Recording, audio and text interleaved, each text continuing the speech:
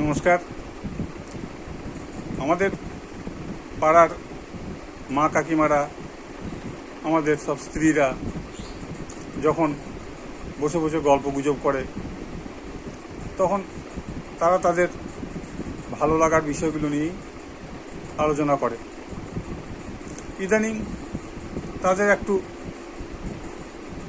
প্রধানমন্ত্রী মোদি সাহেবের উপর একটু দুঃখ বা রাগ হয়েছে যে তাদের রান্নাঘরের গ্যাসের ঠিকমতো সরবরাহ নাই, দিন দিন গ্যাস ও তেলের দাম বাড়ছে। তারপরে সোনা কিনতে বারণ করছে, তারপরে বাইরে বেড়াতে যেতে অর্থাৎ বিদেশে যেতে বারণ করছে, তারপরে বিদেশি মাল না কিনে দেশি মাল কিনতে বলছে। এইসব নিয়ে তাদের একটুখানি অভিযোগ আছে। তা গতকাল সন্ধ্যায় যখন বসে বসে চা খাচ্ছি, আমার স্ত্রী বললো, হাগো তুমি তো মোদিজির নাম বললে দু ঢোক জল বেশি খাও, আর সারাদিন তো দুটো পেপার নিয়ে বসে থাকো, তো কী ব্যাপার বলো তো, মোদিজি এইসব কথাগুলো কেন বলছেন? আমরা দেখো, মোদিজি ঠিক কথাই বলছেন, আর আমিও যে বিষয়ে খুব ভালো জানি তাও নয়, তবে মোটামুটি তোমাদের একটা স্পষ্ট ধারণা দিয়ে দিতে পারি। তো এইসব বুঝতে গেলে প্রথমে তোমাকে একটু ডলারের ব্যাপারটা বুঝতে হবে। তুমি তোমার পাড়ার কেষ্টদার দোকানে গেলে পরে কী নিয়ে যাও? কিছু কিনতে গেলে না আমাদের টাকা নিয়ে যাও, ভারত সরকার যে টাকা ছাপায় সেই টাকা নিয়ে যাও। সেই রকম মনে করো রাশিয়ার একজন মহিলা তাদের পাড়ার দোকানে গেলে সে তো আর তোমার এই ভারতের টাকা নিয়ে যাবেন নাই, সেখানে রাশিয়ার টাকা বা রুবেল নিয়ে সে বাজারে যায়। এইবার রাশিয়া যদি আমাদের দেশ থেকে কিছু কিনতে চায়, বা আমরা যদি রাশিয়ার কাছ থেকে কিছু কিনতে চাই, তাহলে কে কাকে কে কী টাকা দেবে? কোন দেশের টাকা কাকে দেবে? আর সেই দেশের টাকা নিয়ে তারা করবি বাকি। তাই বিশ্বের সব দেশ মিলে বসে ঠিক করে আমাদের মোড়ল আমেরিকা ঠিক করেছে যে তাদের দেশের টাকা সব দেশেই চলবে, অর্থাৎ তাদের দেশের টাকা মানে ডলার সব দেশে চলবে। আমি রাশিয়া থেকে কিছু কিনতে গেলে রাশিয়াকে ডলারে পেমেন্ট করব, রাশিয়াও আমার কাছ থেকে কিছু কিনতে গেলে আমাকে ডলারে পেমেন্ট করবে। এইভাবে এটা ঠিক হয়। এখন যদি আমরা কোনো বেশি কিছু কিনি, তাহলে আমাকে বেশি ডলার খরচ করতে হবে। আর যদি কিছু বিক্রি করি অন্য দেশকে, তাহলে আমরা ডলার বেশি পাবো, অর্থাৎ আমাদের ডলার রিজার্ভ বাড়বে। যেহেতু আমাদের 150 কোটি মানুষের দেশ, এখানে অনেক চাহিদা বেশি, তাই আমাদের অনেক জিনিস বিক্রির থেকে কেনা বেশি, অর্থাৎ আমাদের ডলার ইনকামের থেকে ডলার খরচ বেশি। তার ফলে কিছু ঘাটতি দেখা যায় এবং সেই ঘাটতিটা মেটাতে আমাদের ডলার ধার করতে হয়। এবার তেল বা গ্যাসে আসি।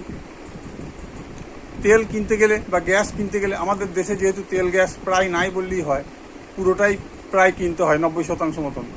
তাই এই যত কিনবো তত আমাদের ডলার খরচ বাড়বে।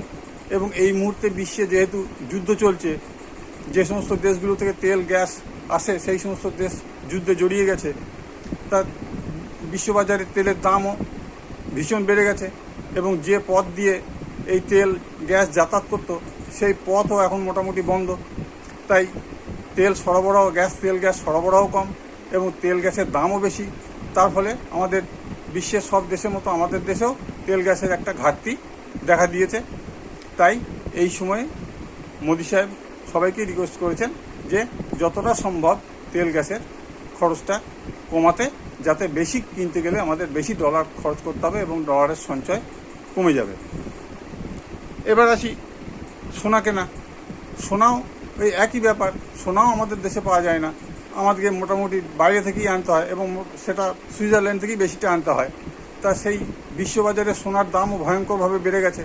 তাই সেখানে সোনা যত বেশি কিনতে যাব ততই আমাকে ডলারে পেমেন্ট করতে হবে, অর্থাৎ আমাদের ডলারের সঞ্চয় আরও কমে যাবে।